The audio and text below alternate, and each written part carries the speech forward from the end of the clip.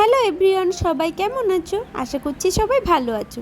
মাম্মামের birthday এটা second blog. তো মাম্মামের পাপা এখন বেলুন ফোলাচ্ছে, ওই ছোটো করে একটু ডেকোরেশন করবে।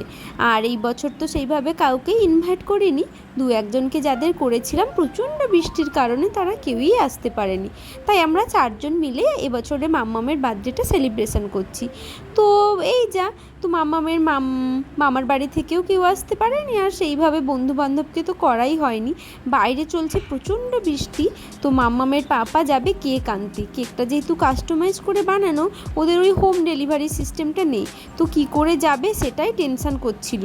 তো ও এখন বেরিয়ে গেল। আর চলো তোমাদেরকে ডেকোরেশনটা দেখাই। খুব সুন্দর করে হয়েছে, তাই না? ডেকোরেশনটা কমেন্ট করে বলো তো কেমন হয়েছে।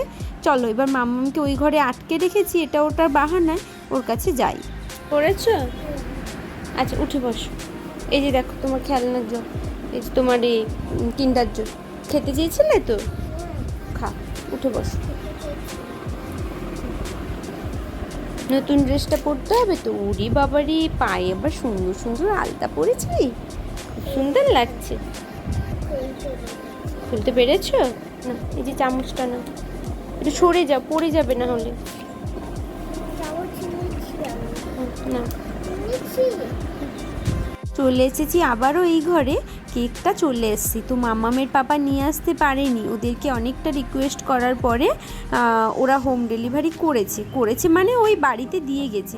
তবে ও গিয়েছিল, যখন গিয়েছিল তখন আর কেকটা তখনও রেডি হয়নি। বলেছিল ঘন্টাখানেক বসতে হবে, কিন্তু ওয়েদার এতটাই খারাপ তাই ও চলে এসেছে।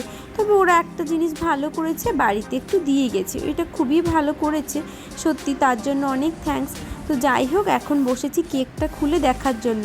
মাম্মামকে তো ওই ঘরে আটকে রাখা হয়েছে, মানে ওই খাবার দিচ্ছি দেখে তো বুঝতেই পারছিল ওকে এই ঘরে আসতে দিইনি পুরোটা, ও এখনও কিছুই দেখেনি।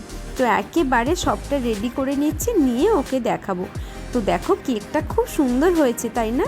আমরা তো ওই ফেসবুকে ছবি দেখে দেখে এই কেকটা আমার পছন্দ হলো, একটা দুটো পছন্দ হয়েছিল, তবে এই কেকটা বেশি ভালো লেগেছিলো, এটাই এইবার অর্ডার করেছি। এই যা, তো চলো মাম্মামের পাপা ওকে আনতে গেছে, আমি এই পুরো কেকটা রেডি করে রেখে দিলাম, এখন ওকে নিয়ে এলে সারপ্রাইজটা দেবো।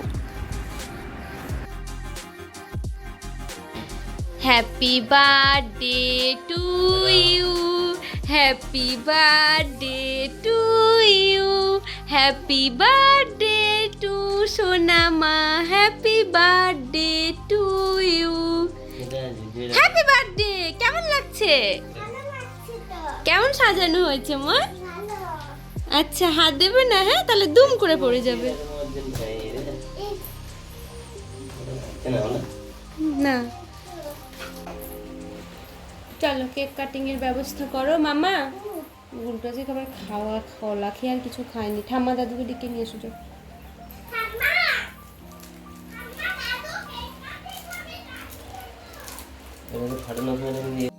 মেয়ে আমার খুব খুশি হয়েছে পুরোটা দেখে, খুব অবাকই হয়েছে। তো এই মানে অন্যান্য বছর আরও বেশি মানে ভালো লাগে ওর, যেহেতু অনেকেই থাকে, এই বছর হয়তো একটু খারাপ লাগছে। চলো কেক কাটিংটা এবার করে ফেলি সব।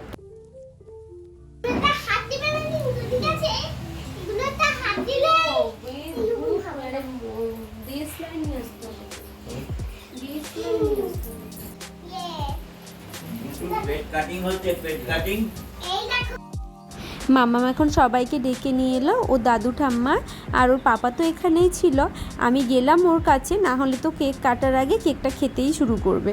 তো ওকে বলেছে এবার তুই নিজে নিজে কেকটা কাটবি, আমি আর তোর হাত ধরবো না। কিন্তু ওর কি আর কেক কাটার মুড আছে? ও তো এখন কেক খাবে, তারপরে কি আওয়াজ হলো কি বাজলো ওইসবের দিকেই মন, কোথায় গান বাজছে এইসব। তো ওকে আমি বলছিলাম একটু দাঁড়া, আমি সবটা ঘুরিয়ে দিই। কোন দিক দিয়ে ঘুরিয়ে কাটবো সেটাই বুঝতে পারছিলাম না, আসলে সব দিকেই তো ওই মানে ডিজাইন করা আছে, কোন দিক দিয়ে কাটলে সুবিধা হবে সেটার জন্য এদিক ওদিক ঘুরিয়ে কাটছিলাম।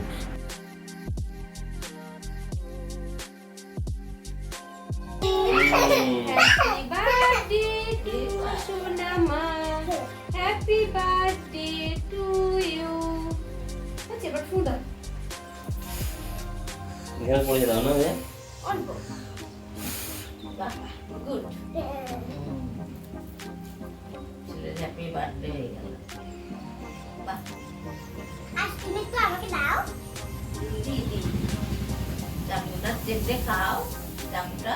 দেখি গুলটু কি করে। বার্থডে তো এবছর ফাঁকাই ফাঁকাই হলো, তবে পরের বছর ইচ্ছে আছে একটু ভালো করে করব। ভগবান যদি চায়, সব কিছু যদি ঠিকঠাক থাকে, তাহলে নিশ্চয়ই পরের বছর একটু ভালো করে করতে পারবো। এরকম ফাঁকাই ফাঁকাই বার্থডে কখনোই ভালো লাগে না। তবে সব কিছুর মধ্যে আমি মাম্মামকে পুরোটা দেওয়ার চেষ্টা করি। পুরো ও যত কিছুতে মানে যা যা পেলে ওর ভালো লাগে, খুশি হবে, ছোট বাচ্চা তো তো সেগুলো ওকে সবসময় আমি দেওয়ার চেষ্টা করি।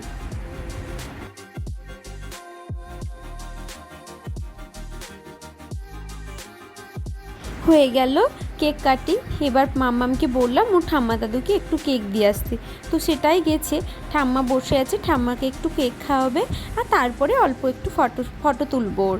তো ওর তো সেইভাবে ফটো তোলা হয়নি, কেননা ও তো এখনও আসেনি এখানে, ওই ফার্স্ট এলো। তো ওর ঘুমিয়েছিল, তখন আমরা পুরো ডেকোরেশনটা করেছি। আর ঘুম থেকে ওঠার পরে ওর পাপা চলে গেছিলো কেক আনতে। তো আমাদের শোয়ার ঘরে ওকে এতক্ষণ বসিয়ে রেখেছিলাম, গল্প করছিলাম, টিভি দেখাচ্ছিলাম, এটা ওটা খেতে দিচ্ছিলাম, এইভাবেই ওকে আটকে রেখেছিলাম। তারপরে ওকে এখানে নিয়ে এসে সারপ্রাইজটা দিলাম, সেই জন্য ওর একেবারেই ফটো তোলা হয়নি। এখন ওকে ফটো তোলার জন্য দাঁড় করিয়েছি। কেকের ওপরে যে আইসক্রিমের ওই ডিজাইনগুলো ছিল, এগুলো তো চকলেটের ওপরে, ওগুলো অ্যাকচুয়ালি আইসক্রিম না। ও সেটা না বুঝতে পেরেই ওগুলো আগেই তুলেছে, কেকটা না খেয়ে। আর কীরকম করে পোজ দিচ্ছে দেখো, এইসব ব্যাপারে ও একেবারে এক্সপার্ট। আর এখন তো এরকমও হয়েছে, একটু উল্টোপাল্টা দুষ্টুমি করতেও বেশি ভালোবাসে। একটু জিভ বের করবে, বড় বড় চোখ করবে, ওইভাবে ছবি তুলতেও পছন্দ করে। তো যাই হোক, ভালোই এবছর বার্থডেটা তো কেটেই গেল। তোমাদের আশীর্বাদে, ঠাকুরের আশীর্বাদে সব কিছু যদি ভালো থাকে, পরের বছর আবার এরকম একটা দিন আসবে। তো তোমরা সবাই আশীর্বাদ করো পরের বছর যেন এইভাবে আরও একটি দিন আসে। এইভাবে বছরের পর বছর সুন্দরভাবে যেন আমি ওর জন্মদিনগুলো সেলিব্রেশন করতে পারি। তো চলো, আজকে মতো টাটা। সবাই ভালো থাকবে, সাবধানে থাকবে। আবার পরের কোনো একটি ব্লগে দেখা হবে। চলো, সবাই ভালো থাকবে, সাবধানে থাকবে। আজকের মতো টাটা।